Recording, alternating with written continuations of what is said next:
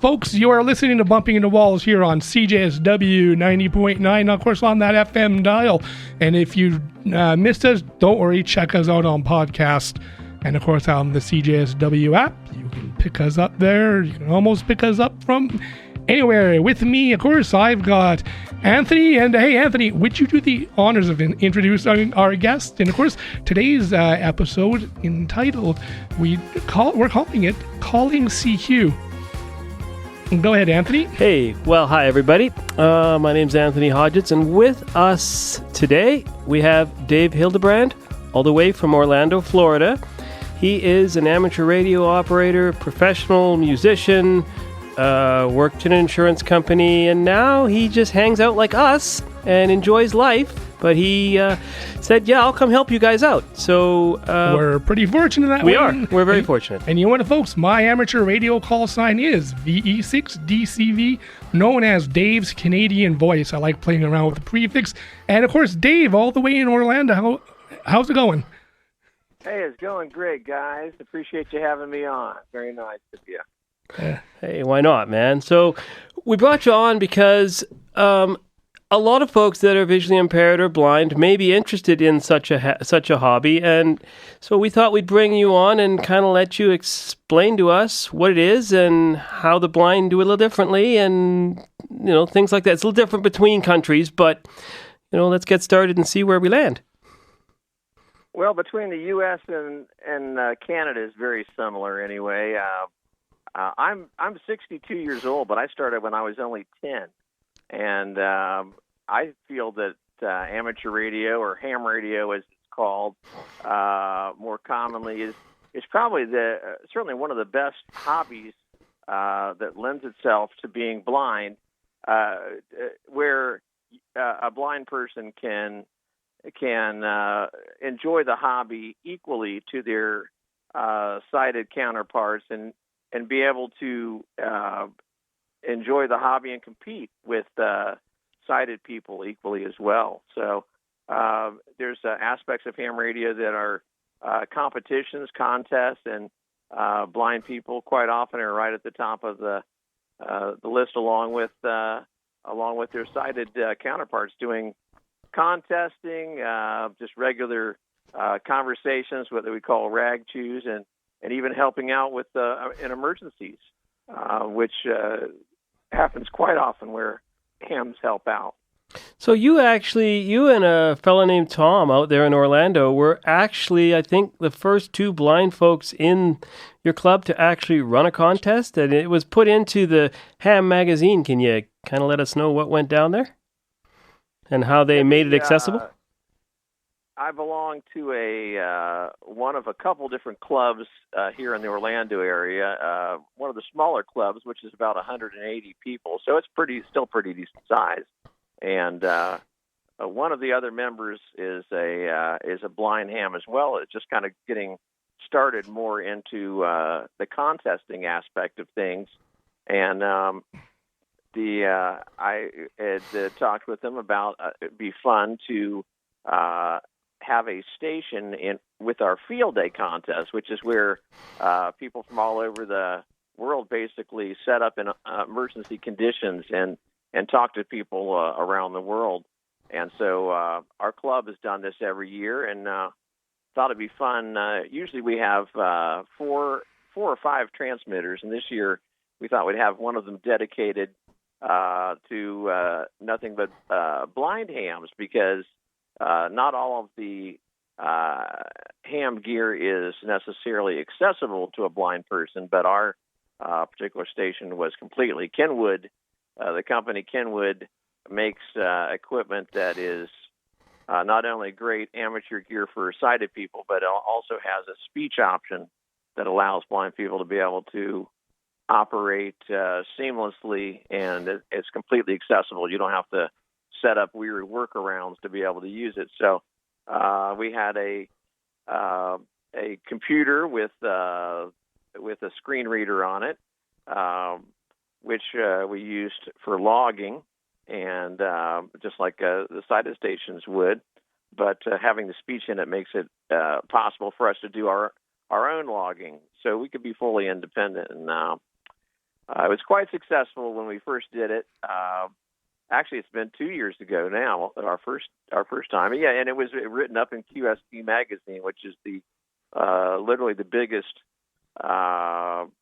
worldwide amateur radio magazine, and had a nice write-up about us doing that and trying to bring more awareness to getting radios that are accessible for blind folks. So, and I think it might be working, because I actually saw an advertisement for an antenna company just the other day that actually talked about trying to be inclusive and accessibility and things like that. So I think some companies are actually paying attention and trying. Well, which is a good thing. And as you know, I'm not too sure if you're aware, Dave, there's Echolink. I'm sure you heard of that program, which is an app. Oh, yeah. You can, it is widely used by a lot of folks.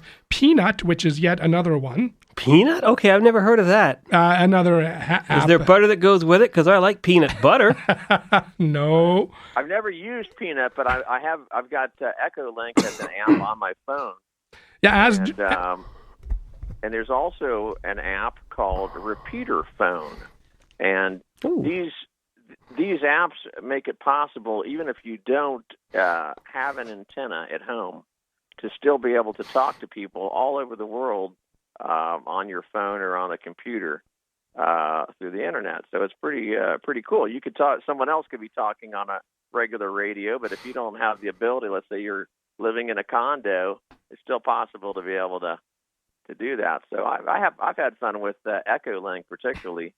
Is a good time to talk to people all over the world with. It's pretty surprising. Oh, it sure is. Of course, my favorite is HF. We tried that when we were at the club. Anthony and I, we were at the. We have a wonderful DX station here in Calgary, and we're pretty fortunate. And I think we're going to get Anthony's take, because we were playing around on 20 meters when we tried to get a hold of you. But hey, you know what? In terms of HF, it happens. It's all on conditions, and I don't. It's like you're going fishing. Basically, Anthony, what did you think of all that? I mean, wow, that was cool. That was fun, because basically, so it's not like you're listening to an actual signal. So you're trucking around looking for signals, but when you're doing this, when you find something, it sort of sounds like Donald Duck. So then you have to sort of use this verifier thing that will bring in the signal better and tune it in so you can actually understand the person, because, well, at that point, it takes a while. Once you get it done, then you sit there and you see, okay, are we in the middle of a net, or are we, which is where a bunch of people just come along and they check in and stuff. We walked into one of those. The one thing I thought was really neat was how friendly everybody was. I talked to some fella in Oregon. Now, Oregon's not far from here, but it's far enough that, I would love to do HF. But again, the rig situation is pretty expensive. And with all the great adaptive gear, I can see why people would want to use computers for a while. I mean, I used to have a shortwave, and I'd listen to all the different ham guys and even the CB guys, which were hilarious. Those guys, they just did whatever they wanted. And that's the other. The important thing to know is that you can spend a lot of money on ham gear for sure. Mm-hmm. But there is a lot of older ham gear you can pick up for next to nothing, and it's surprising. You can buy some older gear that literally someone on the other side of the world could talk to you, and they'd never know you're using something cheap. So it's quite possible you could buy a radio from the 70s, 80s, 90s for maybe couple $100 or something, American money, and be able to talk all over the world with no problem. That'd be cool. I didn't even. How would you find those? I guess the first question. Well, the easiest thing to do, all over the world, basically, and definitely up there in Canada, there's what they call ham fests, which are like a flea market, a swap fest where people sell older gear. Sometimes they have even less structured ones that, let's say they might, a club might put together, a local little swap meet. They might hold at something like a college campus or something. But, you get people that way. Of course, you can also buy online, like on eBay, and there are other sites where people can list their gear. So it's certainly no problem. Oh, that's fair. Finding used stuff, and then of course you want to talk to fellow hams to get an idea of what might be best to get, what type of radio that might be more blind friendly. But there's plenty of stuff you'd be able to use even as a totally blind ham. And so what would make some vision? It opens the door for even more possibilities. What would make a radio accessible to a totally blind person? What would you need to think about, and how would you make it accessible? Well, for new radios, there are a couple of different possibilities. I mentioned Kenwood's got a few different models, and there is a very recently a device that has been made that will be able to give you some feedback on different other models of current radios. That's very inexpensive. I just learned about on the Blind Hams podcast. You can always check out, which is pretty neat. They give you a lot of information on new gear. But so the with this, it will give you the main information, tell you what frequency you're on, give you some the primary settings for your radio so that you could use it no problem. But older radios, ones that don't have a touch screen, for example, they're much preferable for a blind person. So some of those older radios from the 70s, 80s, and 90s are perfectly accessible, especially if you're able to make markings to know what frequency you're on. That helps. And there are other ways of knowing what frequency you're on as well, so that you don't go outside of the bands that you're supposed to be on. But plenty of stuff is accessible. Some of those, like a lot of things with blind people, we have to sometimes do a little adapting for our own style of things. But certainly no reason to be discouraged. There's always ways of making things work. We sometimes just have to do a little messing around to get it just right, So if you were a ham since 10, that's pretty amazing. Can you fill us in on that? How'd you even get a license that young? Well, there definitely are not that many folks that get started at that age, but I can't say I'm certainly not any kind of a brilliant, tech-minded person. I started back when I got my license, and even well into the 90s and early 2000s.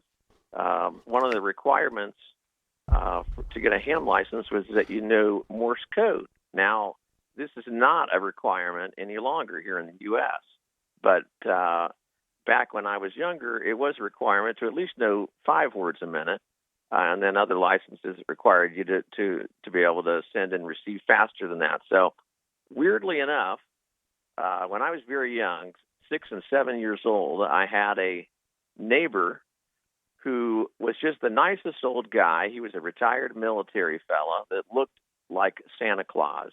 I kid you not. Oh, wow. Looked just like Santa Claus, big old guy with a beard, and just he laughed like that. And so anyway, we got to be friends, and he thought it would be fun to teach this little kid next door, me, Morse code as a way to communicate back and forth. And he was not a ham. He just did it, thought it would be something fun. He knew it from the military and thought he would teach it to me. And we actually sent jokes back and forth. So there was no great ham radio connection, but he just thought it'd be fun as something to do, a little skill. And sure enough, I picked up on it pretty quickly, as a lot of times young kids do pick up on things that older folks may take a while. So I already knew the code. And just like Anthony had gotten a shortwave receiver, I received one for a present when I was probably 8 or 9 years old, and I heard about ham radio or amateur radio on this shortwave. And even more excitedly, I found out that Morse code was part of the ham radio experience, and I already knew it. So I was halfway there. So I got my mom to take me to the local radio store, which was Lafayette Electronics back then, and purchase a license manual. She read the stuff to me, and I went to a local class. A local radio club had a class, and lo and behold, I got my license. The rest is history. I mean, you can go on. Anyone that happens to in the sound of this podcast could go online to Google and type in your city or zip code and amateur radio club, and something's going to pop up that'll tell you the local club and information about it. And you can go to these club meetings once a month typically, and a chance to learn about ham radio. I've made friends I've got friends now that I met when I was a little kid, and I'm still friends with them, and have opened some incredible opportunities. I've had a chance to do some traveling and meet people in their own countries, folks that I've talked to on the ham radio. I've actually gone to England and had a chance to shake their hand in person, and likewise they've come to Florida and had a chance to meet them. So pretty amazing when you can actually meet them in person, somebody you've talked to on the radio for a long time. So, and by the way, I still usually operate Morse code, even though, people say, "Oh, it must be that's just for antique stuff." No, people use Morse code all the time to communicate, even now, and it's a lot more efficient when you're running lower power. So, I do both. I use voice, single sideband they call it, as well as Morse code. So Morse code. That's the scoop. That is the scoop, and you know what? Morse code I've learned a little bit about. I can't say that I'm proficient enough in Morse code. And by the way, folks, if you are just tuning in, you are listening to Bumping Into Walls here on CJSW 90.9, and we are on the phone with Dave here, all the way from Florida. And of course, we're talking ham radio. Just in case anyone is wondering what Bumping Into Walls is, we are a show that brings you into the world of the vision loss community. So that is exactly what we are doing today. And there you go. And of course, there's Anthony right behind to save my behind. There you go. That's why we work well together, folks. That's for sure. But it is I've been into the hobby since 1999, which seems like forever and a day. And oh man, I don't regret it. It's just one of those things. I've met some people face to face, and I do have some sight, which does help in terms of radio operations and what I'm doing and what I would like to get. Necessary, though. No, but it's not necessary. You're right, and it's but it is really I hear a lot of parks on the air happening too. That doesn't mean parks are actually talking to you. That means people are in parks. That's right. Yeah, rather than just talking to someone with taking the chance. You mentioned at the beginning of your show that you were going to call the show CQ. Well, CQ basically, as Anthony kind of hinted at, is another sign of kind of like going fishing. It means you're tossing out your line, your ham radio line, so to speak. And it mean if you're calling CQ and then you say CQ and then send your call, it means that you're looking to talk to anybody. So it is kind of going fishing because you can be more specific and say I'm CQ Canada or something. But typically people will just toss their call out CQ and looking for anybody. And you could talk to someone down the street, or it could be someone literally on an uninhabited island in the middle of the Pacific. You don't always know. I mean,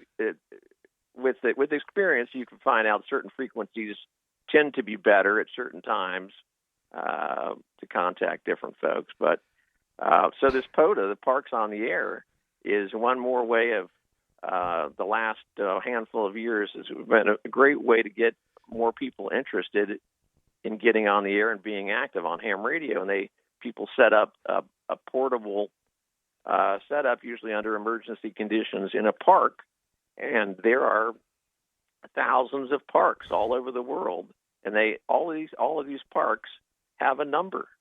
Canada it usually starts with a V and then followed by a number maybe in the thousands or something. And people talk to these parks and collect these numbers, and eventually you can get awards and all kinds of stuff. So there's different ways of getting award certificates. There's a thing called DXCC, which is working a certain amount of countries on a particular band, and I'm not so much interested in the certificates and the awards so much as just talking to the people and getting to know them. I find that more interesting than anything else. But I have talked to certainly over 300 different countries and some really weird places where sometimes there are no hams, and people will just set up so that folks around the world can talk to this rare little island, that could be a few miles wide in the middle of the Pacific. So it can be fun, but it's even more fun when I talk to them now and turn out to be a friend of mine that's gotten other club members and set up at some remote spot. So I find that particularly interesting.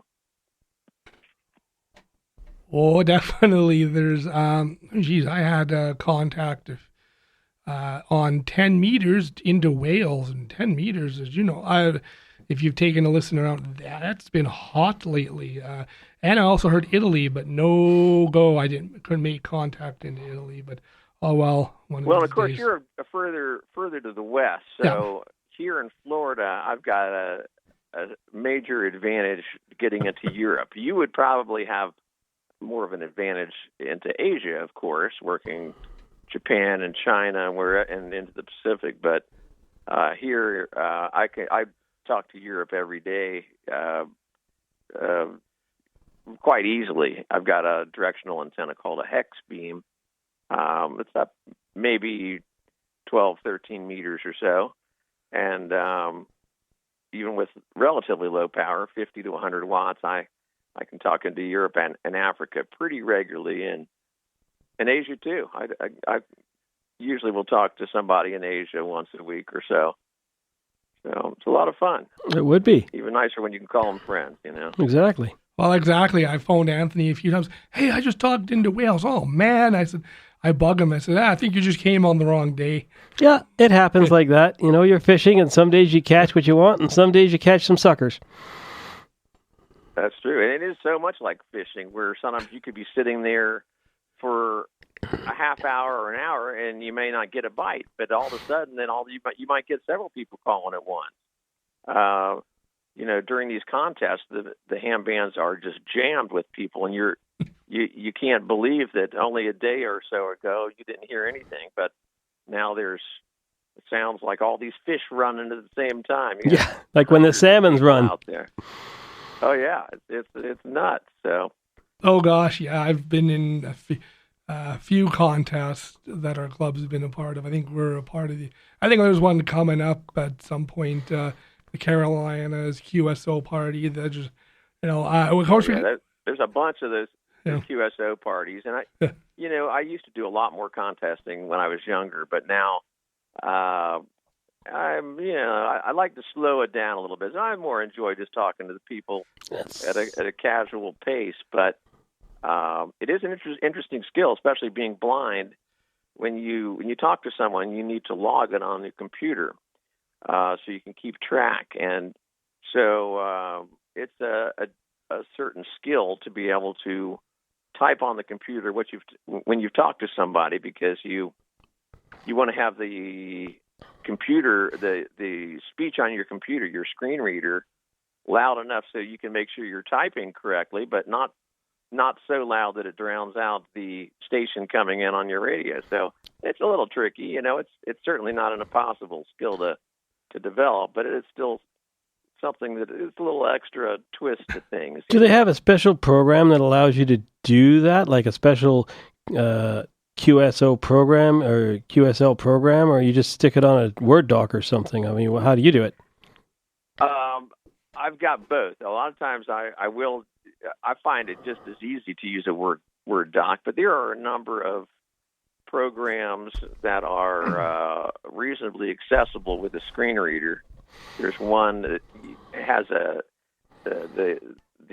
software is named by this guy's call, N3FJP, but that software they makes all kinds of different contest software and just regular, typical QSO conversation software you would use, and very cheap. I think maybe $25 or $30 for a whole suite of software that's very accessible. So can't beat that. No. No, I've used NetLogger. I'm sure you heard of that one, and it's accessible with the screen reader. I've used N1MM. That's over on the club side. They use that particular. That's one of the more popular ones. Yeah, it is. N1MM, which is another ham call sign, but that or the N3FJP is probably the most accessible. There are a number of programs that work, but the trouble is some of them will give you more information than you really want, and may not always be able to customize. So a couple of these here are much more easily customized, where you can just put the information you want. Because as you know, when you're blind and you're using a screen reader, at first you're thrilled to be able to read whatever you can, but after a while you want to be able to just get very specific. You don't want verbal diarrhea. Yeah, exactly. You don't want to read the whole page and everything. So. Oh no! I mean, I've known that with operating the screen reader for the first time ever, and that's certainly makes life a lot easier when playing around on the PC in terms of trying to log things and what have you. But for sure on the radio front, I've had so much fun experience as it is, as being, especially with the HF side of things. It's just, I can't say much more about that. It's just like it's just one of those things you have to experience to I guess understand why one would get. The most common question I get is, oh well, what do you guys talk about? What do who do you talk to? I'm like, well, whoever shows up. That varies. And what do we talk about? Well, I mean, my gosh, I'm sure you know, Dave. Number one question: what's the weather like on your end of the world? Yeah. Even though you could use your phone to find that, but still. That's certainly one of the things that will come up, and of course, you first get someone's name and their location, and then you'll maybe talk about the weather and the equipment. But there are some people that I talk to quite regularly, so I already know what they do for a living. Yeah. Some of their hobbies. As you mentioned, I'm a musician. Well, I found other musicians who are hams, and so sometimes we might talk about music, or you don't. People, we try to steer away from politics, but even that sometimes gets brought up. But there are all kinds of things you can talk about anything that your imagination can come up with, pretty much. And there's usually somebody else out there that's interested in it, or will at least pretend to be anyway. Yeah, there you go. There you go. Yeah, I play music. I play the piano as well. So there you go. And nice. Oh yeah. So I do have a hobby. I mean, I love amateur radio. That's just the way it is. But I do like to play music when I'm not, when I'm home and when we're not socializing and doing what have you. But that's just the way it is. But I really. Oh gosh, play radio and or play music and socialize. Well, sure. One thing's for sure, and and it's funny, as you're right, we are supposed to shy away from and that I think goes on both sides of the border. You're not supposed to discuss politics and or religion. That's one of the things it's specified. Although, or maybe it's a gentleman's agreement. I you know what? I'd have to look through the study guide. Yeah, and I haven't looked at that since. Ever, but I think it's pretty much a gentleman's agreement. Okay, there you go. Although I'll tell you of course, right now there's you've got the conflict in Ukraine, and there are a number of people that I talk to Russia and Ukraine pretty regularly. I can certainly talk to Russia basically any day, and. We do not bring up the conflict in Ukraine, but I belong to a Morse code international club where a couple of the members, they refuse to talk to the Russian. There's a gentleman and a great guy and super smart, but he is very passionate. He lives in Lithuania. He's has been under Russian rule over the years, and he just refuses to talk to anybody in Russia while this is going on. And after most every transmission, or certainly after the contact, he always says, "Viva Ukraine," or "Viva la Ukraine," "Long live Ukraine," or whatever. And so there are can be some politics involved, and it, as much as we try to, you can't help it.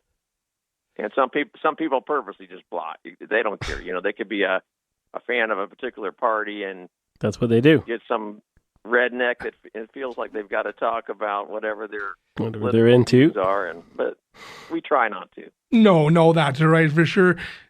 Dave, anyways, you know what? We are running out of time already. Hey, thanks for coming on, man. Thanks for coming on and chatting with us.